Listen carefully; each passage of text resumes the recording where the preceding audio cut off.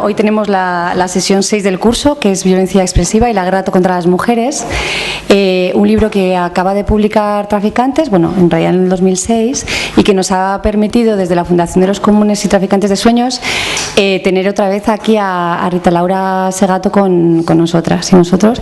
Y bueno, en primer lugar quería agradecerle muchísimo a Rita la generosidad que está teniendo para compartirnos sus propuestas teóricas y su pasión por la conversación colectiva, porque desde el día 3 yo creo que llegaste, pues ha estado en...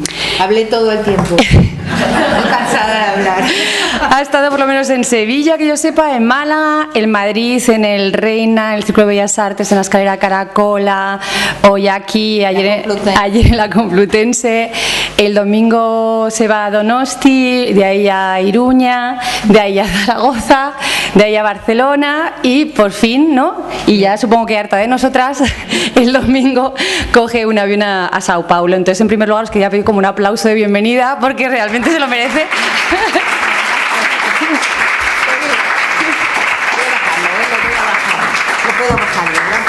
Sí, lo hemos puesto. Perfecto, para que veas a la gente. Vale. Y luego, en segundo lugar, deciros que hoy la sesión va a ser un poco más corta porque Rita se tiene que ir a la 1 en punto, que vienen a buscarla. Y así que nada, os pido que afiléis lápices y mentes para poder luego preguntar, ¿no? Y sacar un poco partido a esta propuesta, ¿no?, que nos hace Rita de usar como el prisma o la lente, ¿no?, del sistema de género para analizar no solo la violencia contra las mujeres y el recrudecimiento de la misma, ¿no?, con la ruptura, ¿no?, la obstaculización de los lazos del tejido social, de los lazos comunitarios, que dice ella, ¿no?, sino también las consecuencias actuales del proyecto colonial que nunca ha sido, nunca ha terminado. Y con esto, pues te paso la palabra para poder empezar ya. Ok.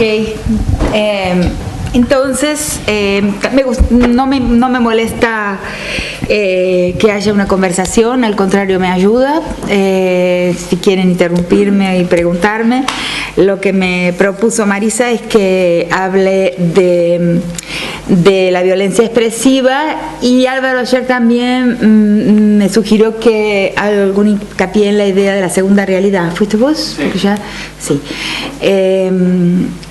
Entonces, desde que comencé a trabajar con el tema de violencia contra las mujeres, de violencia de género, a través de entrevistas con sentenciados en la cárcel de Brasilia por crímenes de violación, pero en los primeros años de la década de 90, o sea, para el tema género hace mucho tiempo, porque lo que no nos damos cuenta es la rapidísima evolución de los conceptos, del debate, de la legislación. O sea, en ese momento se hablaba de violencia de género, la palabra feminicidio o femicidio no estaba siquiera muy debatida o muy presente ni en América Latina, donde hoy es una categoría de uso bastante frecuente. Los presos por violencia contra las mujeres eran sobre todo violadores, agresores de calle, o sea, no la legislación para la intimidad, la legislación para la violencia doméstica todavía estaba comenzando. O sea, nuestro campo es un campo que en 20 años se generó muchos conceptos, mucho vocabulario y se desarrolló mucho. Entonces eso era en 1993 y empiezo con un grupo, con un equipo grande de estudiantes que vamos a las cárceles a pedido de la propia policía, lo cual facilitó muchísimo las cosas, ¿no? En una situación en que prácticamente de diván psicoanalítico, porque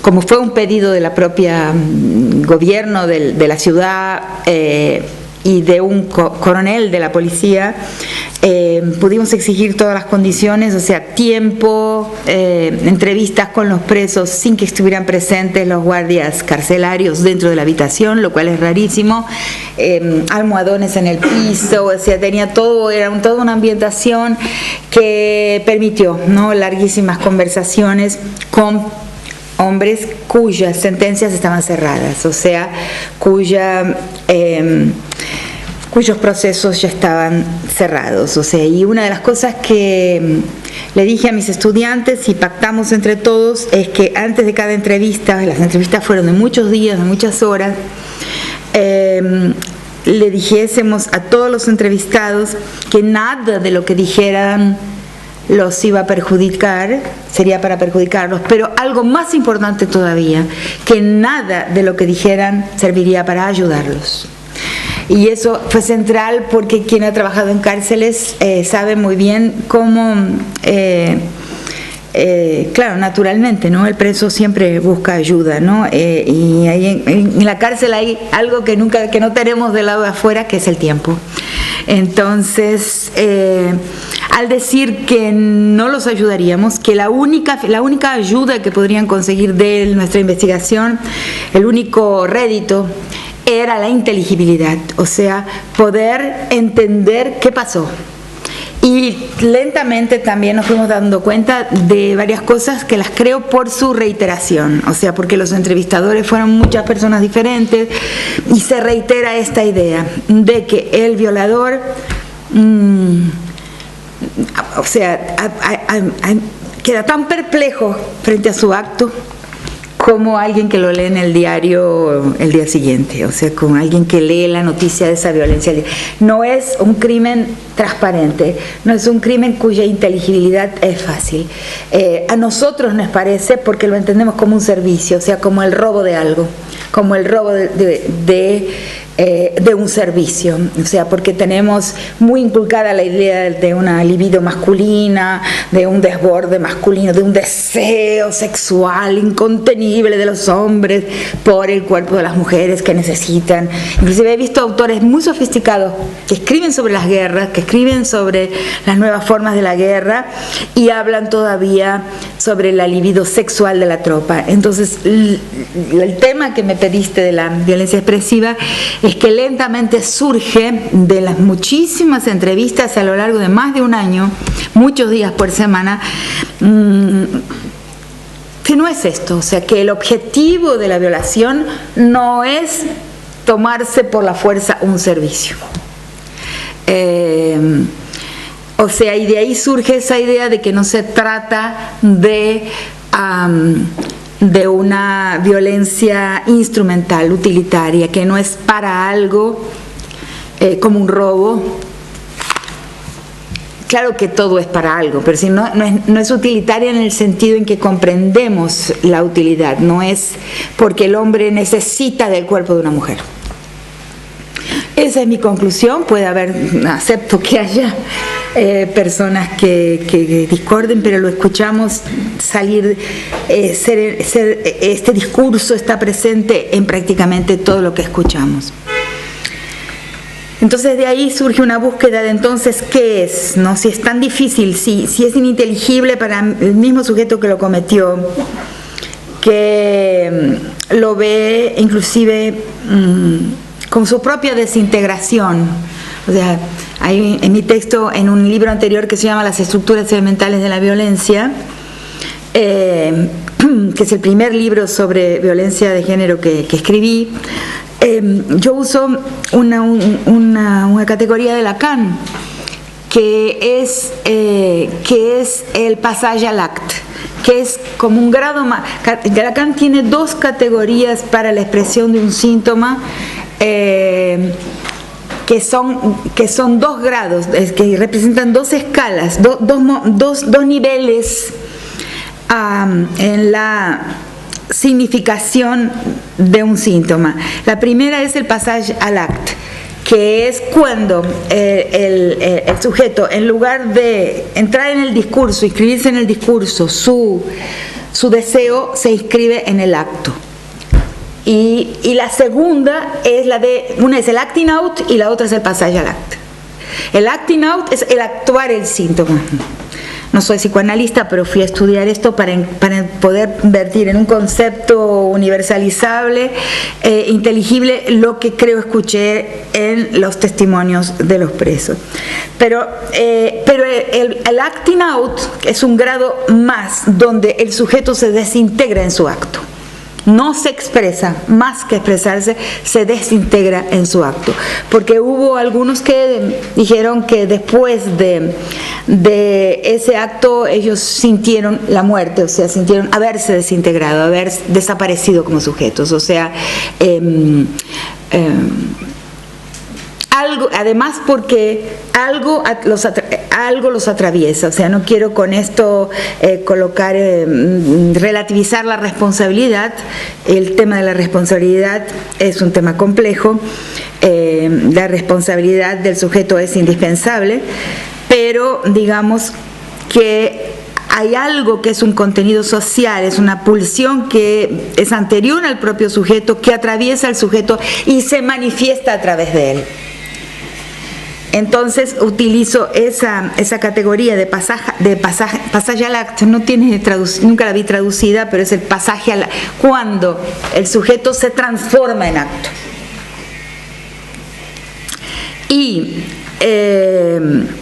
ahí empiezo a ver cuál podría ser el móvil, o sea, qué hace que alguien que te dice, que le dice al entrevistador, no, dice, yo tenía mi mujer, tenía varias novias, además los viernes iba con mis amigos al burdel, a la boate, a un lugar de la noche.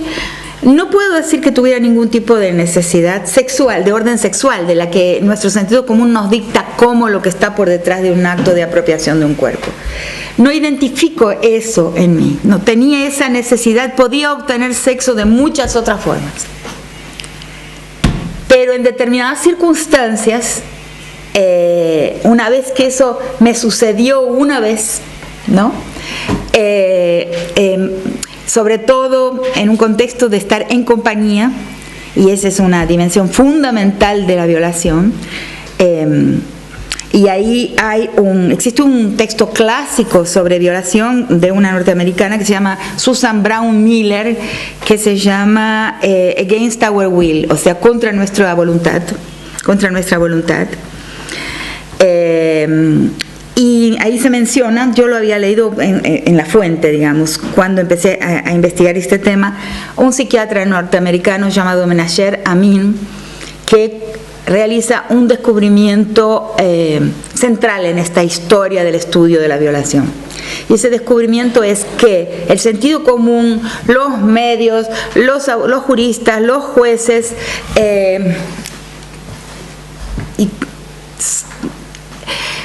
piensa que el violador es un sujeto anómalo, o sea, un ser solitario, alguien con vocación para el crimen, un enfermo, un desviante, pero básicamente por todas estas cualidades es un sujeto solo, es alguien diferente a los demás.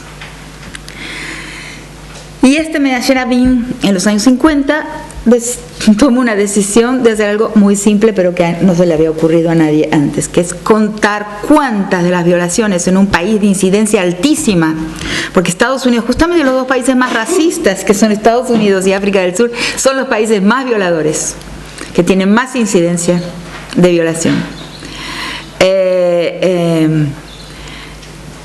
Inclusive países con muchísimo legislación. O sea, eso muestra también, ¿no?, los problemas de hasta qué punto la legislación produce cambios en el comportamiento de las personas, o no los produce, ¿no?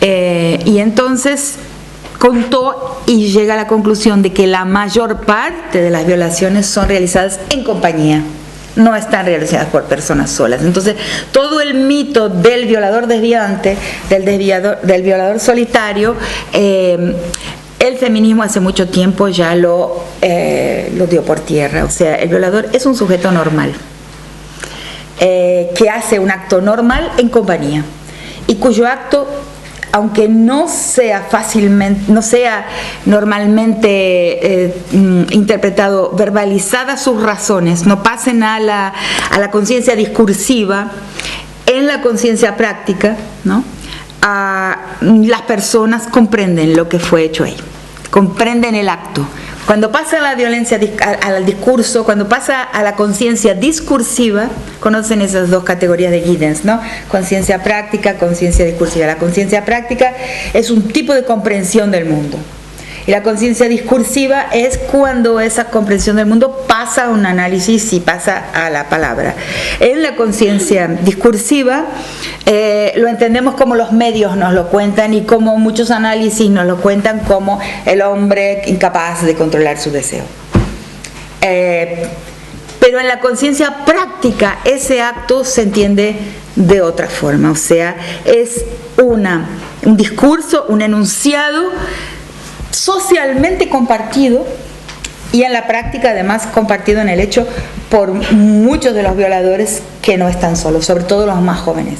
Y en las entrevistas que hicimos, aún en los casos en que el prontuario decía que el violador había actuado solo, muchas veces en el relato el preso, el entrevistado mencionaba una compañía, estaba acompañado de cierta forma. Entonces voy entendiendo, eso está en el libro, Las estructuras elementales de la violencia, hay varios artículos en que voy trabajando estos datos, pero estoy ahora contando, ¿no? Resumiendo.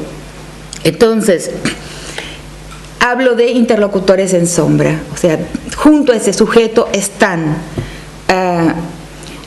paradigmas de masculinidad que son su padre, sus hermanos mayores, sus primos más fortones, más fuertes, sus compañeros líderes en el colegio, o sea, un mundo de masculinidades que están presentes, a los que les llamo interlocutores en sombra, a los cuales él está en conversación con estos sujetos masculinos que son paradigmas que encarnan el modelo de una masculinidad bien realizada, bien exitosa, vamos a decir así.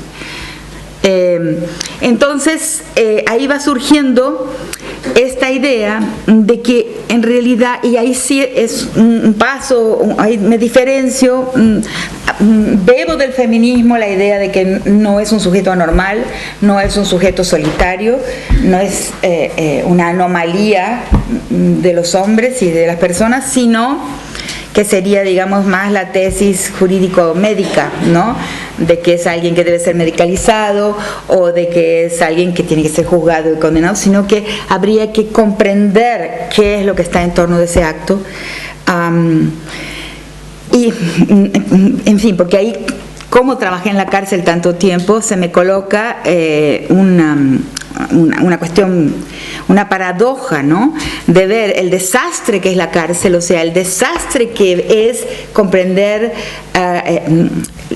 el desastre que son las soluciones del penalismo moderno para los crímenes, que es la punición carcelaria, y al mismo tiempo ver el desastre que es el mandato de masculinidad, o sea, ese hombre violador que la sociedad produce.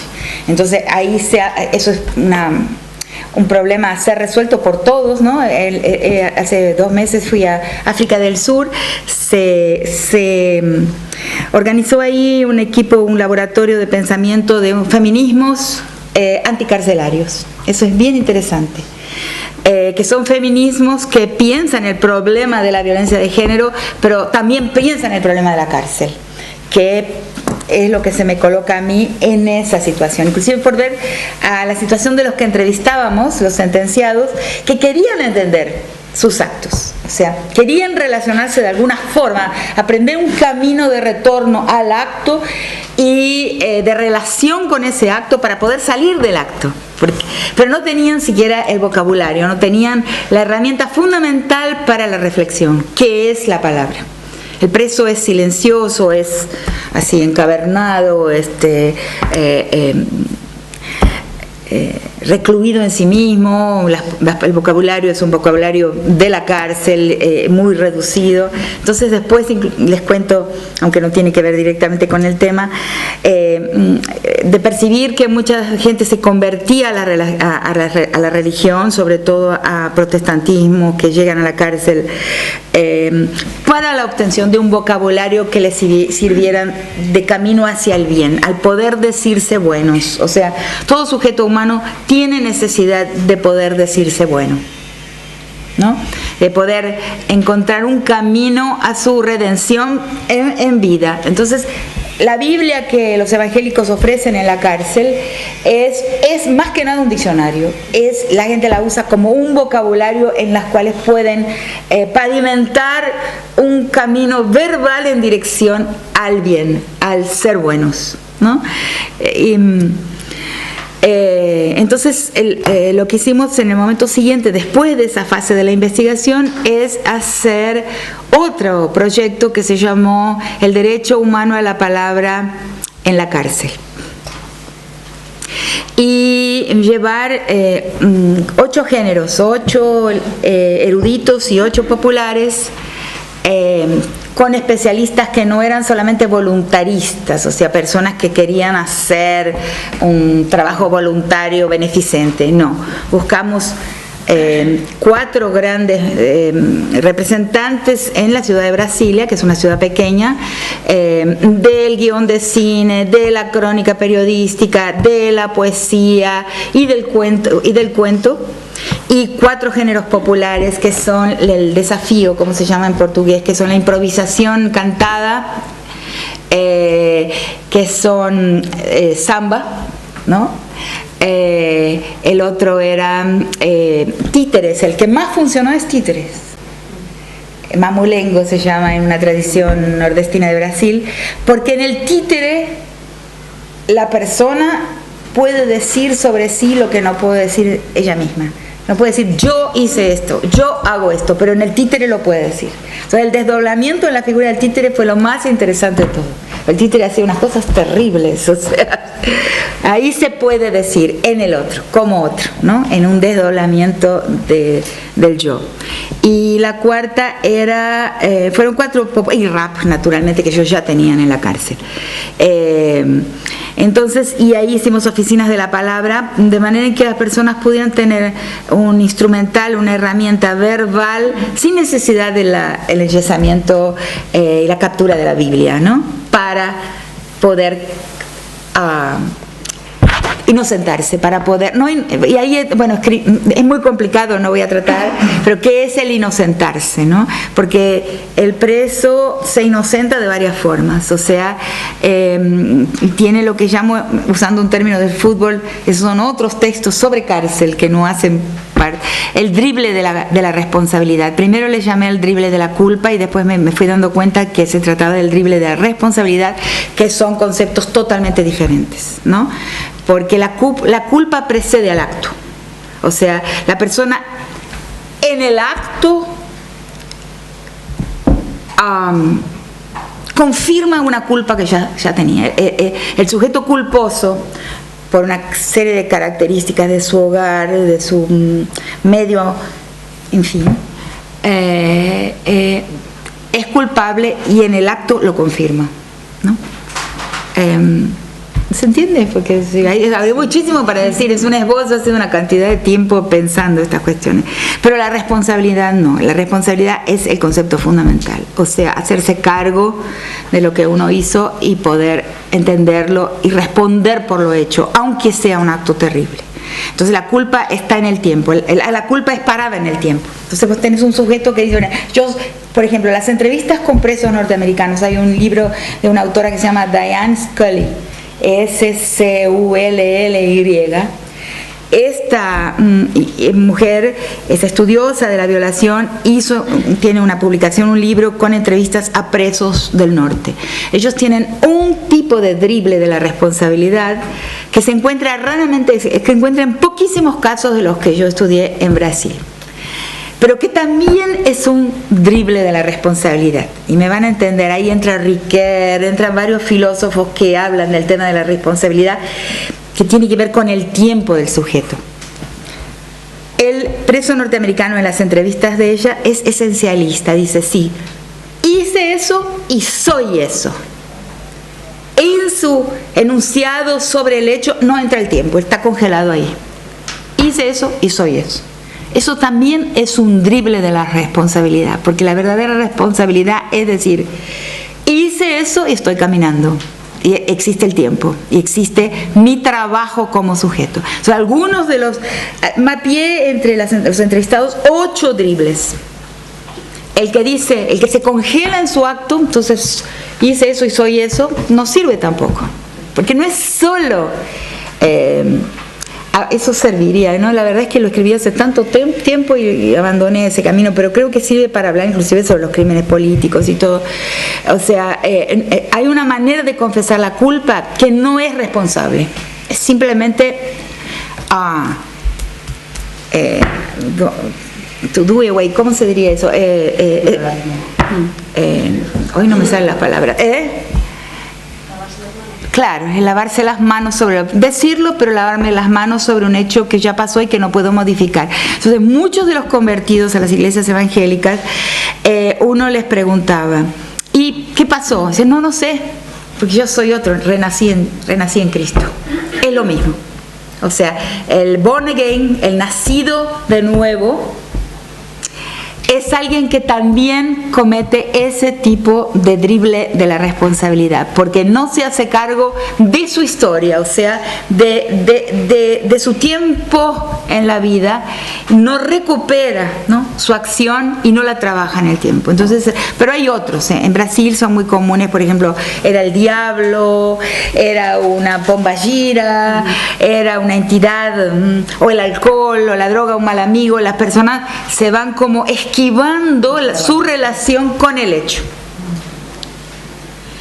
La única forma de relatar el hecho, un acto que nos condena de forma responsable, es decir, que se permanece en compañía de ese acto, trabajando el acto, o sea, en el tiempo, donde entra el tiempo. La persona hace entrar el tiempo en su vida.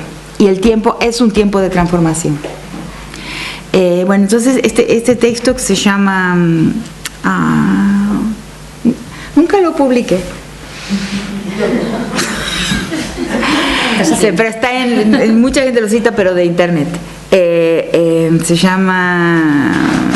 Bueno, no me acuerdo tampoco más, pero es interesante porque ahí va surgiendo la relación con ese acto de la violación, que es peor que un robo, porque no se puede. En la violencia instrumental la persona dice, bueno, la maté por venganza, por encomienda. En Brasil hay mucho asesinato por contrato, o sea, por encomienda, inclusive hay tabelas de precios, ¿no? Para matar a un cura, matar a un intendente, matar a un concejal. Ahí está bien tabelado en algunas regiones de Brasil, los pistoleiros que se llaman. Luego hay crimen por latrocinio, o sea, estaba robando, me asusté, la víctima me vio y lo maté para defenderme. Ahí se puede explicar, pero la violación no entra en ese conjunto. Por eso entonces utilicé la diferencia entre crimen instrumental y crimen expresivo. Entonces hay gente que me dice, pero el expresar algo no es también una utilidad. Todo bien, pero me parece que es interesante hacer esa separación entre un acto expresivo, o sea, que comunica algo a la sociedad, y un acto que retira una utilidad, ¿no? Entonces, ¿un crimen expresivo de qué? Y evidentemente, después de escuchar mucho a los presos, surge la masculinidad como potencia. O sea, el sujeto masculino y el sujeto femenino no son simétricos, no son posiciones simétricas donde sus predicados son equivalentes y opuestos. No, el sujeto masculino obtiene su masculinidad y él la obtiene mediante pruebas, mediante desafíos que lo declaran potente. Hasta en Hegel está, ¿no?, en la parábola del señor y el esclavo, esa idea de valor, de coraje, de potencia, etc.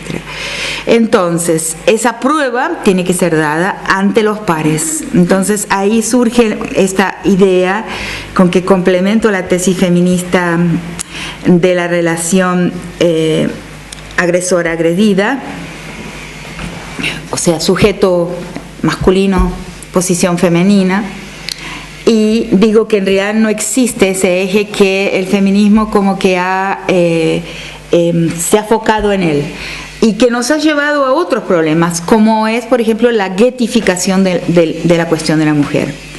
Que soy inmensamente crítica, no tengo ni cómo enfatizar el grado en que soy crítica del camino de la guetificación del tema, del problema de género, o sea, del problema de las mujeres, que como que los hemos separado. Entonces se trata de una relación hombre-mujer, posición masculina, posición femenina, patriarcado.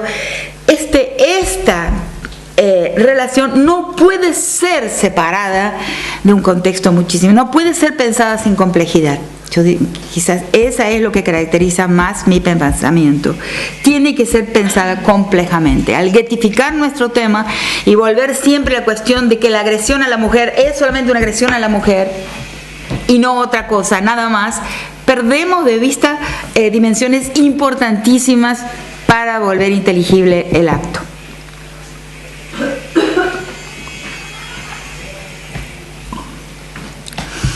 Entonces ahí la manera mía de analizarlo, puede haber muchas otras, porque postulamos un modelo que dé cuenta de algunos aspectos de la realidad y siempre es un recorte.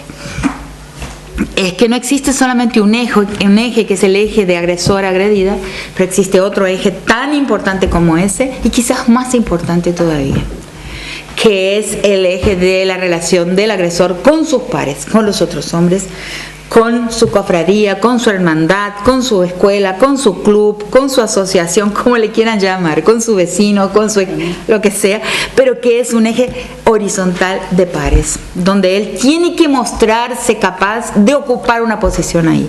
O sea, es como la adquisición de un título. Los otros le van a decir, sos un hombre. Su papá le dirá, eres un hombre. ¿Cómo lo digo? Cuando uno se libra de esa palmadita en el hombro, el mundo cambia. Mujeres y hombres también, ¿no? Esa palmadita en el hombro es que nos hace muy malos, porque nos hace capaces de hacer cualquier cosa por merecerla. Bueno, si uno tiene un padre que no es, en general es así. Perdóneme que estoy hablando muy lenta porque estoy cansada. Entonces, y porque tengo una cosa de que, complejo de profesor. Acá hay algunas personas que ya me escucharon otras veces, ¿no? Digo, la cosa más triste en un profesor es cuando se repite. Es una vergüenza, ¿no? Es algo bochornoso, ¿no? Entonces tengo que decir otras cosas que no dije en todos los días que hablé, pero también es difícil, ¿no? ¿Te podemos alentar? ¿Te quieren interrumpir? Bueno, entonces termino esta partecita y ahí podemos hablar, ¿no? Entonces, de ese eje de pares o eje horizontal le viene a él el mandato, él recibe un mandato de masculinidad, un mandato de prueba. Eso tiene el tiempo de la especie, o sea, hay relatos en procesos de iniciación tribales que relatan esto de otra forma, ¿no? Los rituales de iniciación masculinos tienen esa estructura también, tanto en nuestra sociedad, en que son rituales que no están formulados en forma de ritual, pero por ejemplo el coraje de hacer un gesto de vandalismo en la calle, escribir paredes o ir por primera vez, tumbarse por primera vez a una chica, no sé si le llaman así aquí, ¿cómo le llaman? O sea, follarse. Sí, bueno. Una prueba de que se ha adquirido un cierto coraje. Y eso en realidad no está en las estructuras todavía, está en textos posteriores, porque la masculinidad se define como potencia. Potencia que en primer lugar la epitomiza la potencia sexual. Pero en realidad es mucho más que la potencia sexual, ¿no? Es potencia sexual, potencia bélica, potencia económica, potencia política, potencia intelectual, potencia moral, y puede haber otras. Esas son son 6 que he identificado a lo largo de mi vida y que se sustituyen mutuamente. Por ejemplo, la potencia sexual puede desaparecer, pero la sustituye la potencia política. Eso es lo más común, o económica. Es tan obvio lo que estoy diciendo. La potencia sexual es la que, digamos, resume, condensa todas las demás, pero, digamos, desaparece, ¿no? Entonces es sustituida muchas veces por la potencia política o por la potencia económica, ¿no? Que va a sustituir, se sustituyen, se entreveran, se contaminan unas de las otras y son sustitutivas, pero la cuestión es esa posición de poder, de potencia. Entonces, la potencia, ¿qué alimenta la potencia? ¿Qué dice que un sujeto es potente?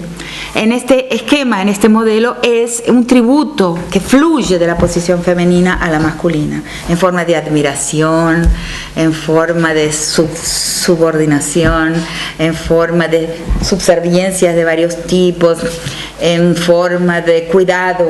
En varias formas fluye un tributo que es exaccionado desde la posición masculina a la posición femenina y construye la potencia, construye la masculinidad.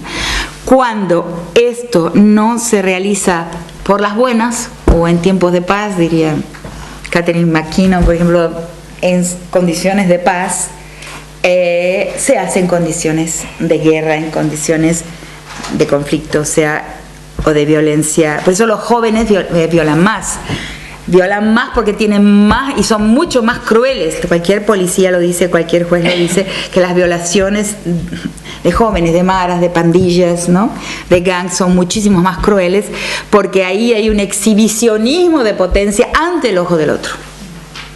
Entonces la exhibición de crueldad es una exhibición de capacidad de crueldad, de capacidad de atravesar, de coraje de atravesar determinados límites. Es un espectáculo de potencia ante ojos que examinan, ante ojos que evalúan, ¿no?, la masculinidad del sujeto. Entonces, a eso le llamo violencia expresiva, o lo que se expresa en la violación. Creo haberlo escuchado en los relatos que recibimos, pero luego, en un momento posterior, cuando me encuentro justamente en un curso de verano del Escorial, de la Complutense en el Escorial, en un año, hace mucho ya, en 2003, quien tenía el curso de Derechos Humanos de verano de la Complutense en el Escorial era Baltasar Garzón. Y entonces él me convidó a dar la conferencia del primer día. Es muy cómico, ¿no? Porque después en el cierre estuvo Zapatero y el primer día antes de mí el alcalde de Madrid, pero no me acuerdo su nombre. O sea, y ahí me encontré hablando de esto mismo que estoy hablando ahora, ¿no? Pero de la misma forma también, ¿no? Porque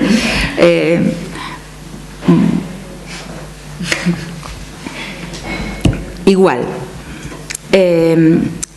Y después escribí el texto. Y ahí habían en el curso del Escorial dos grupos de mujeres que estaban representando a Ciudad Juárez.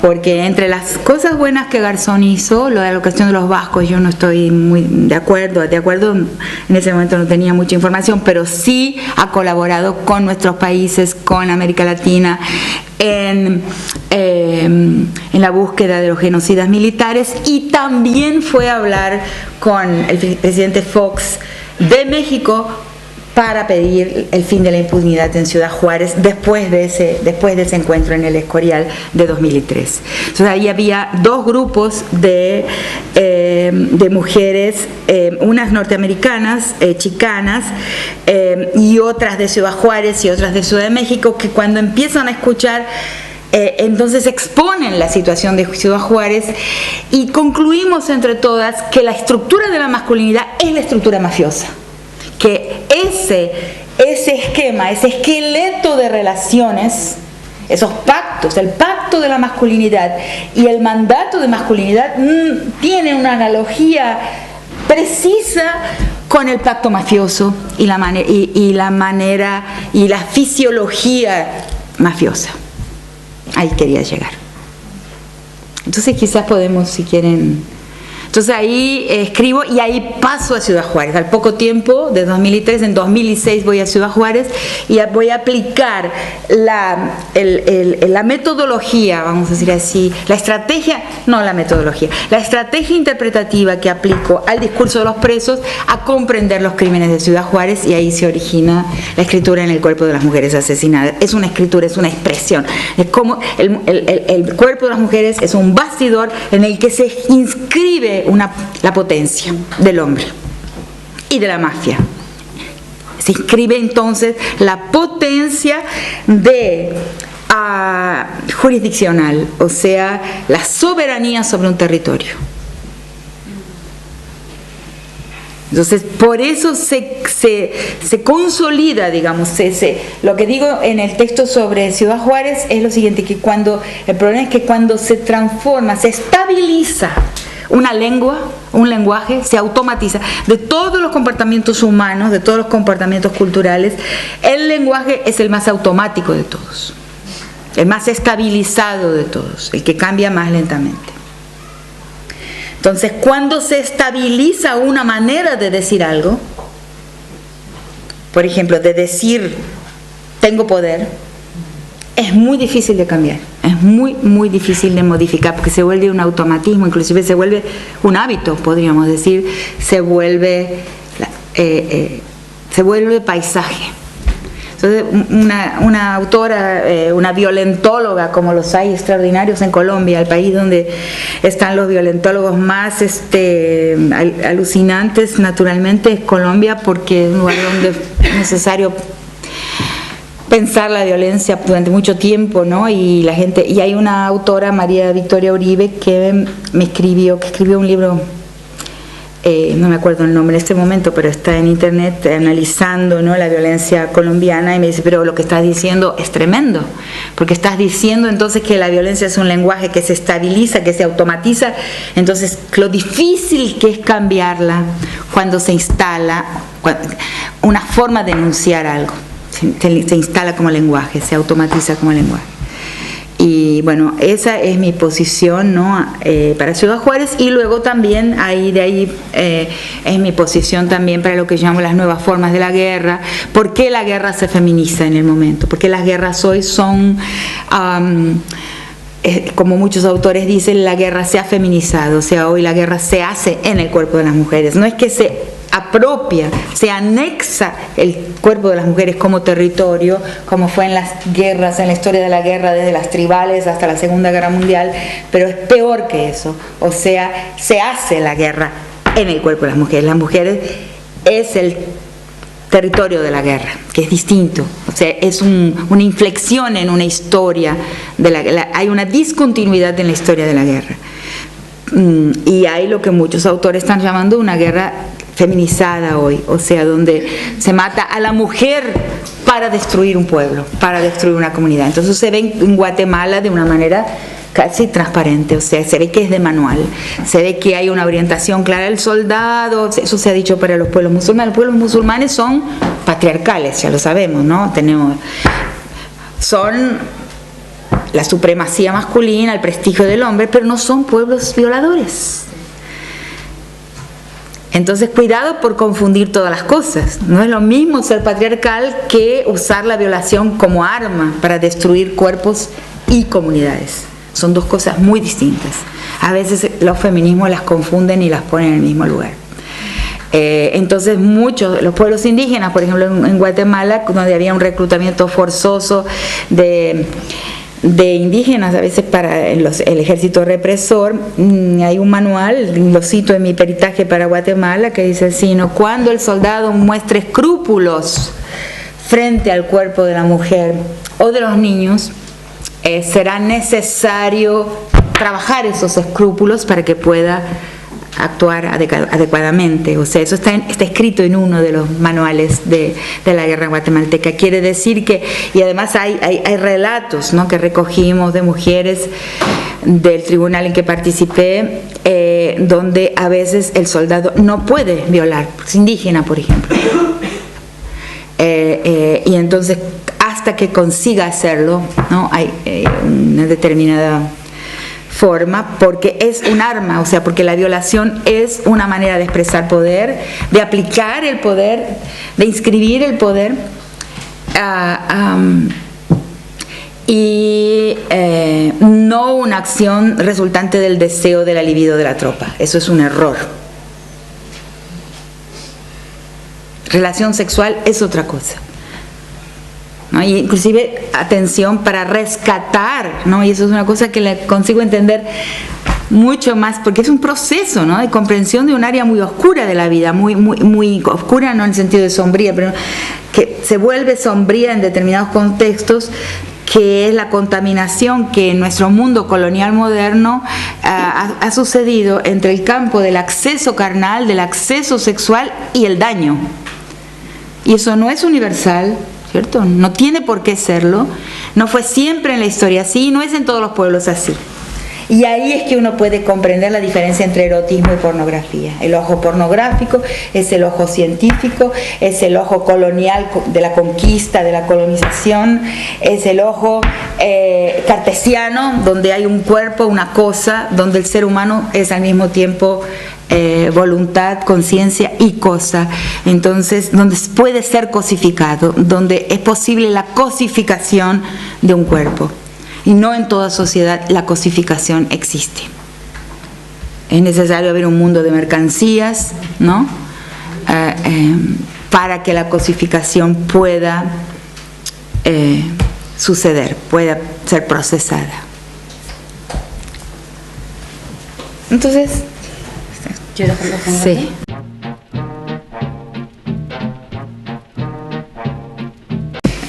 Con respecto a esto último que estoy aquí, que has comentado, que o sea, hay pueblos patriarcales, pero no todos son violentos. No, violentos sí, pero no son violadores, que son, es un tipo muy particular de violencia. Sí, ya. Claro, se puede entender entonces que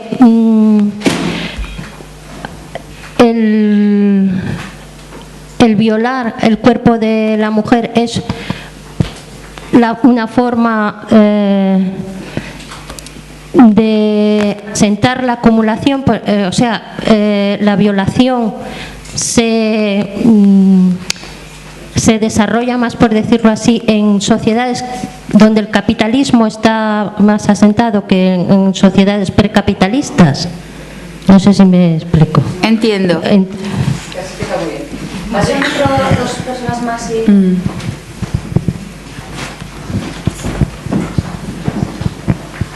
Sí,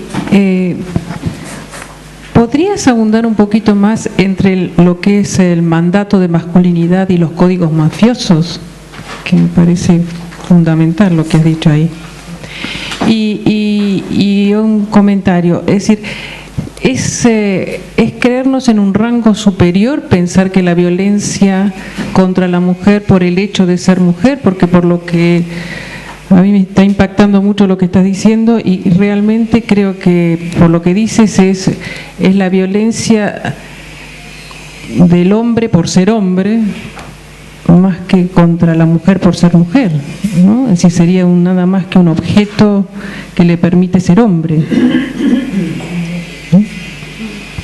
Sí. 3. Perdón, porque he venido un poco tarde, entonces no me he enterado de todo, igual lo tengo fuera de contexto. Pero respecto a lo que decía de la potencia, la relación, o sea, la situación del hombre como potencia, pienso que sí es en el sentido aristotélico del acto, la mujer como acto, como algo podría ser realizado, ¿no? Y me recordaba, no sé, por eso le quiero preguntar, a lo que dice Bruno Bettelheim en su libro Las heridas simbólicas y tal, que como las niñas en aquel psiquiátrico, ¿no?, en el que estaba, de niños esquizofrénicos y tal. No, autistas. ¿Eran autistas? Yo había leído, a lo mejor es una mala traducción. Bueno, que las niñas, claro, saben perfectamente su sexo cuando llegan a la menstruación. Entonces, esos ritos que los niños quieren realizar y tal, para llegar a la confirmación de que realmente son hombres, tiene que ver con eso que ha dicho usted, quizá, ¿no? Que siempre tienen que demostrar algo para confirmar su masculinidad. Y si tendrá que ver, esto ya a lo mejor es una extrapolación, si tendrá que ver con esas primeras fases del embrión indiferenciado, en donde somos todos y todas cuerpo femenino. Y solamente si hay una aportación de unas hormonas determinadas, ese cuerpo, aunque sea X, se convierte en masculino. Si siempre en lo masculino hay un decalage, ¿no?, respecto a algo que se confirma como estable, que sería la mujer, y algo como inestable o que tiene que demostrar. Claro, lo triste es que se tenga que demostrar de esa forma, porque se podría demostrar de otras muchas formas, ¿no? Pues no sé, jugando bien al fútbol, pero no violando, por ejemplo. Pero claro, en una estructura patriarcal, supongo... No en todas, es lo que acabo de decir. No, que la confirmación tiene que ser por esa vía violenta, o, ¿sabes? Bueno, no sé si me explico bien. Gracias. No, momento, porque me doy cuenta de que las personas que están acá, muchas nunca han trabajado con el tema de género. Porque lo que estoy hablando es ya digamos así, ya un segundo momento de algunos temas de la teoría de género que tienen una larga historia, ¿no? Por ejemplo, la propia formulación de la categoría género, que ahora inclusive en algunos grupos feministas están diciendo que mejor no hablar de género, en fin, siempre hay que inventar la pólvora, ¿no?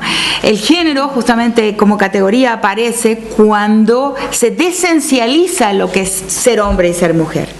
O sea, se retira la determinación, el determinismo biológico, que es sobre todo moderno, o sea, que es lo mismo que la raza, en realidad, que he hablado estos días, para los que ya me escucharon. La raza es la atribución de una biología a una desigualdad. El género también lo es la atribución de una biología a una desigualdad. Son idénticos en su estructura. Pero digamos, en nuestro horizonte civilizatorio, occidental y sobre todo moderno, porque si ustedes leen el maravilloso diario, prologado después por Foucault, de Herculine Barbin, que era la historia de una hermafrodita, ustedes van a ver qué diferente era ser hermafrodita, o sea, una persona de biología ambigua en el siglo XVII y parte del XVIII, no me acuerdo exactamente qué años. Como hoy, digamos, cuando nace un niño o niña o cosa o ser orgánico en un hospital, en cualquier hospital hay un lindo libro que se llama Lecciones de los intersexuados, Lessons from the Intersexed, y hay una especialista en ese tema que hizo su doctorado en la Universidad en la Autónoma de Barcelona, que se llama María Cristina de Gregori, que ha estudiado ese tema muchísimo. Los hospitales sumariamente transforman ese organismo, lo binarizan, o sea, lo transforman en un organismo de hombre o de mujer, porque nuestras instituciones, nuestros documentos de identidad no soportan la existencia de seres ambiguos. El mundo animal, el mundo de la naturaleza es muchísimo más democrático, y la presencia de lo trans o de lo indefinido. Los otros días tuve la enorme satisfacción de conocer en Sevilla o en Málaga, ¿no? Una gata de esas de 3 colores. ¿Se vieron las gatitas que uno siempre piensa son gatas, las de 3 colores? Tienen que ser gatas, solo las gatas son de 3 colores. Esta era un gato. Era un gato que me valió el viaje. Porque vivo diciendo que la naturaleza es muchísimo más democrática que nosotros los humanos, sobre todo en esta fase moderna de la existencia de la ciencia y de los documentos de identidad que nos obligan a hacer una cosa o la otra. En el mundo natural hay tránsitos entre los machos y hembras. ¿Ya vieron la película Jurassic Park? ¿No la viste? No. Esta noche me pongo. Hay una escena en que el que tenía este parque zoológico de dinosaurios dice, no se van a procrear nunca, son solamente hembras. Y de repente empiezan a aparecer cantidades de pequeños dinosaurios, han crecido demográficamente un montón, porque una parte de las hembras se transforma en machos. O sea, en la naturaleza diversas especies transitan de un sexo a otro. O sea, cuando hay falta de esa población, cuando hay un déficit de uno de los dos sexos, y entonces hay un déficit procreativo. Entonces, esas ideas de que un hombre responde a una anatomía de hombre y una mujer, o sea, la posición femenina responde a una anatomía femenina, es uno de los primeros descubrimientos de la historia de la teoría de género, la relativización de lo que es un hombre y de una mujer. Y eso está, cuando vamos a la naturaleza, vemos que la naturaleza es tranquila con relación a esto, y que hay muchas especies, inclusive de primates, donde a veces el líder del grupo primate puede ser macho o hembra. En el mundo humano la política es de los hombres. La historia lo ha hecho así, bueno, después lo podemos conversar si quieren, pero las narrativas lo relatan. En muchas otras sociedades, las sociedades indígenas, las sociedades amerindias, la transitividad de género, casamientos que llamaríamos casamientos entre hombres o casamientos entre mujeres, pero en realidad no es casamientos entre hombres y entre mujeres, es casamientos entre posiciones masculinas y femeninas, pero con cuerpos que son con lo que llamamos genitalia idénticos. O sea, y luego en el África, por ejemplo, un texto clásico de Vance Pritchard, de cuando la mujer muere su marido y ella hereda un rebaño, por ejemplo, entre los Nuer, ella casa con otra mujer, y esa mujer con quien ella casa va a tener relaciones con hombres para procrear, pero sus hijos van a ser de la mujer con quien casa. O sea, hay cantidades de arreglos matrimoniales de los más diversos, y el occidente es pobre. El occidente moderno, monoteísta, es que va empobreciendo sus categorías con relación a lo que es ser mujer, ser hombre, entonces al género. De las categorías más pobres, menos complejas, menos sofisticadas con relación a lo que es ser un hombre y una mujer, son occidentales y son coloniales. Entonces, por eso tiene que ser dicho, porque responde de cierta forma a las dos preguntas. Entonces, a partir de ahí que comprende el feminismo, a partir de los años 80, no antes. Primero Simone de Beauvoir, ¿no?, con el segundo sexo, pero se comprende la importancia de crear una categoría que no sea la categoría sexo de hombre y mujer, o sea, organismo. O sea, desbiologizar esas dos posiciones fue el primer paso del pensamiento feminista en los años 60, 70 y ya muy consolidado en los años 80. Entonces, la primera pregunta, si la violación es capitalista, creo que merecería una indagación, que merecería realmente una investigación. La violación es uno de los 5 temas relacionados al género que son universales. Y eso es una curiosidad antropológica. O sea, hay algunos mitos y algunas experiencias humanas que como experiencias están en todas las sociedades, que son el mito de la vagina dentata, el amor, la experiencia, pero no la función, pero la experiencia del amor romántico, la lírica del amor romántico. Una es la experiencia del acceso al cuerpo del otro sin su consentimiento. El mito de las amazonas, o sea, el mito del matriarcado originario como mito, no como constatación en documentos o evidencias. Y la quinta me lo olvidé, pero digamos, hay muy pocos universales. Esos son experiencias o fórmulas míticas universales, pero no significan lo mismo en las diversas sociedades. Su significado va variando, ¿no? Entonces, en el mundo occidental, moderno, postcolonial, la violación es la muerte, es un asesinato moral. Se asesina en la violación a la víctima y a sus figuras tutelares, su padre, su hermano mayor, su comunidad, su pueblo, e inclusive es dirigido en algunos casos al Estado. En las sociedades comunitarias, el mundo tribal, la violación es un castigo, como decir que te pongo en el cepo o que te doy unos latigazos.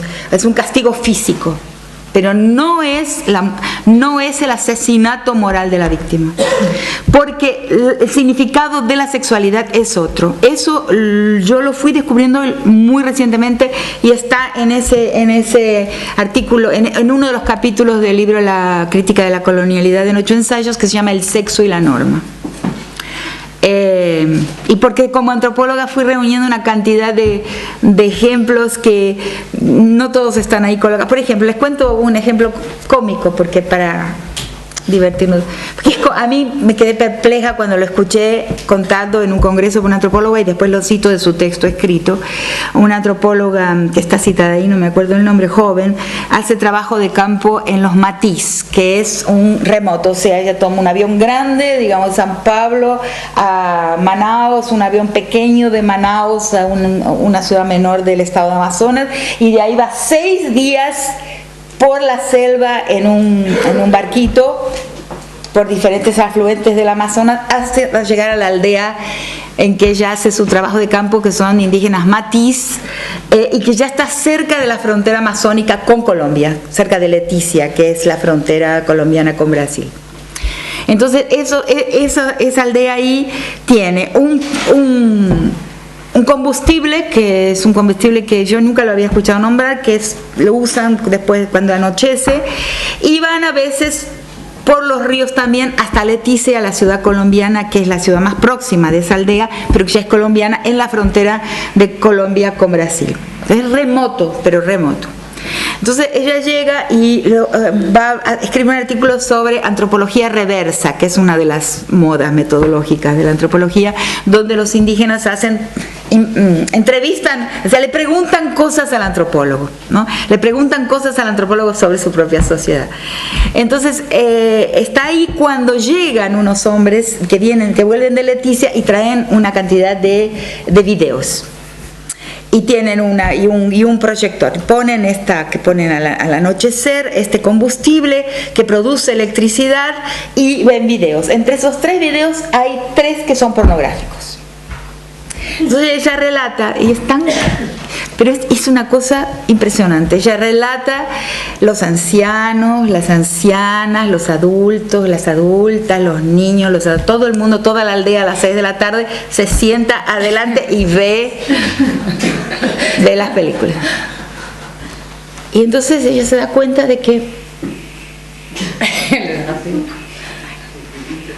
nada, no hay sombra. No hay ninguna sombra, nada. Entonces empiezan al tema del texto de ella, la antropología reversa, a hacer investigación. Sexo de blanco, dice, qué interesante. Entonces los niños empiezan a practicar. Entonces empiezan los niños. Entonces vienen y dicen, ¿no le parece a usted peligroso el sexo de blanco en los niños? Nada. Nada que ver con la manera en que nosotros vemos la pornografía, pero ni sombra, es una cosa impresionante. Yo cito algunos trechos de ella porque sería cómico si no fuera trágico, ¿no? Ninguna reacción, no hay sombra. No pueden entender lo que es el consumo de un cuerpo, la cosificación de un cuerpo, no tiene sentido. No hay pecado. Y realmente es así. Y ahí pongo otros ejemplos que me contaron otras personas que van mostrando lo mismo. Es otra mirada sobre el cuerpo, es otra mirada sobre el acceso sexual. Hay un caso, por ejemplo, que ni lo uso en ese texto, de unas monjitas que están entre los Yanomamis, que son uno de los pueblos más conservados, más distantes con relación a la nación, al Estado Nacional, en la frontera de Brasil con Venezuela. Entonces ahí hay un puesto de misión católica hace muchísimo tiempo, y a una niña en el mundo indígena, por ejemplo, la violación es una forma de castigo. Si la mujer espía en la casa de los hombres, o cuando no hay malicia, claro que está entrando, con el acriollamiento entra también la malicia. Entonces una niña se había cruzado con los jóvenes que estaban practicando para el ritual final de su iniciación masculina, se cruza, entonces sufre una violación colectiva, ¿no? Que es la forma del castigo, pero que no significa, juro por Dios que no significa lo mismo que entre nosotros, no es. Entonces claro, le duele, es como si te dieran una paliza, pero no es tu muerte moral. Nadie va a decir que por eso no puedes más vivir en sociedad, o le das asco a la gente, o que tu padre está desmoralizado para siempre. Nada que ver con eso. No hay esa malicia en el acceso carnal. No significa damnificación. No es damnificación. Inclusive los castigos en la justicia indígena, donde todavía hay justicia comunitaria, el castigo por latigazos, por ejemplo, la persona lo sufre para reintegrarse tranquilamente en la comunidad. No hay el estigma del preso, por ejemplo. Son justicias mucho más inteligentes. Es un mundo mucho mejor que el nuestro. No es por idealizar, pero realmente lo he visto y es así. A medida que el occidente se expande, que el Estado se expande, que la modernidad se expande, se pierden cosas que son extraordinarias para las personas, para la vida social. Aumenta una crueldad impresionante. Bueno, entonces, lo que te puedo decir es que la violación existe en todas las sociedades, la incidencia es bajísima, es una amenaza, como si te voy a castigar, si haces esto, viene el hombre de la bolsa, y si haces esto, viene te pego. No tiene los mismos contenidos de damnificación, de desmoralización, de muerte moral que tiene entre nosotros, pero sí es una experiencia conocida universalmente, el acceso forzado al cuerpo, o la apropiación del cuerpo también.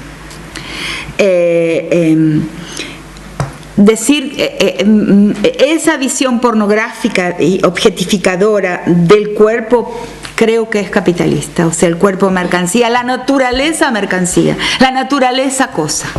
La naturaleza cosa es capitalista. Ahora merecería un estudio específico, histórico, que no lo conozco porque el feminismo en general atiende sobre todo la gran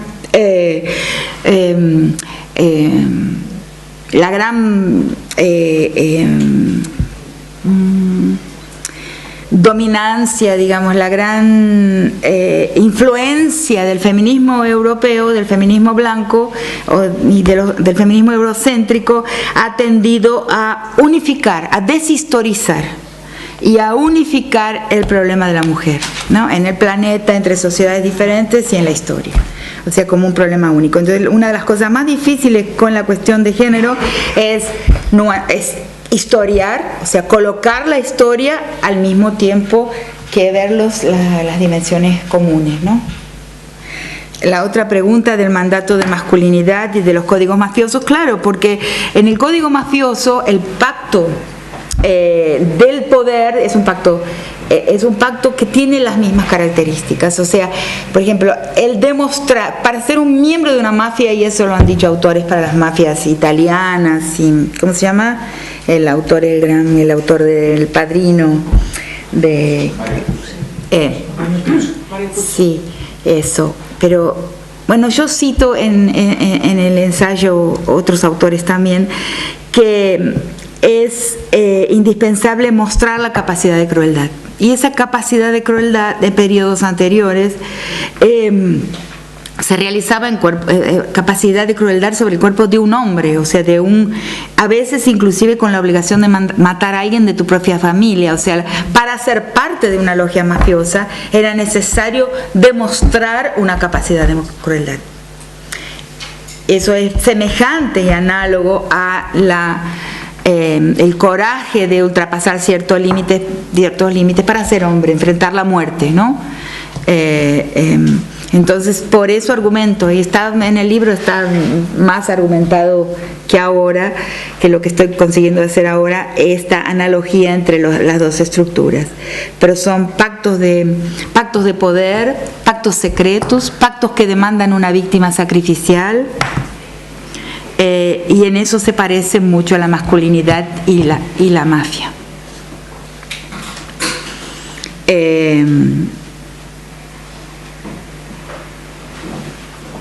A la cuestión de por el hecho de ser mujer, es tan difícil de decir eso, porque la razón de agredir a la mujer no es solo por el hecho de ser mujer. Pero decimos, se cae en esta frase, acabo de examinar una tesis de una colombiana de la costa pacífica, de una persona de Buenaventura que analiza en su tesis los asesinatos de Buenaventura, que son lo que es llamado de femigenocidio, o sea, porque en la relación de la intimidad, la relación de género de carácter íntimo, la mujer, digamos, es asesinada o agredida por la relación, por algo que ha sucedido ahí en la relación, en el contexto relacional de la intimidad. Pero hay asesinatos de mujeres que les llamo, porque creo que hay que distinguirlos para poderlos investigar, para poder tener buenas sentencias de jueces, les llamé de femigenocidio, que son los mafiosos. Cuando las maras en El Salvador o en otros países de Centroamérica, o grupos mafiosos usando mafia ahí en un sentido amplio, o en las guerras, ¿no? Se agrede el cuerpo de la mujer como una manera de someter moralmente al enemigo, de asesinar moralmente a la tropa enemiga, o desconstruir una comunidad. Agredir el cuerpo de la mujer es, como en el caso de Guatemala, es como implosionar un edificio. Vos tocas el centro de gravedad, lo que nuclea, lo que arraiga una comunidad. Lo que articula es la confianza y la posición de la mujer. Eso lo saben nuestros enemigos mejor que nosotros mismos, porque son realmente pautas de manual. Entonces, y eso se ha visto en Guatemala, en la manera de agredir a las mujeres. La mujer no es el enemigo, en un imaginario arcaico, en la manera en que concebimos la guerra y en el papel real de las mujeres en muchísimas sociedades humanas, aunque en algunas puede haber mujeres militares, pero digamos en las sociedades indígenas la mujer va con la cría o es la reproductora. Matar a la mujer no tiene un valor en la victoria, no es matar al soldado enemigo. Entonces, ¿por qué? ¿No? ¿Por qué la crueldad de la forma? Ni quiero contarles porque si no les arruino el fin de semana, ¿no? De matar a una niña, a una joven mujer que tiene un bebé en la panza. ¿Por qué? ¿Cuál es el rédito para la victoria, ¿no? De hacer esto, ¿no? Y evidentemente hay un rédito, porque si no, no se haría, no se ejecutaría de esa forma. Guatemala es el laboratorio y es el lugar donde uno piensa que la conquista nunca terminó, está en curso. O sea, yo no hablo más ni de colonialidad, hablo de conquistualidad. Yo creo que la conquista es un proceso abierto todavía en muchos espacios. Bueno, entonces,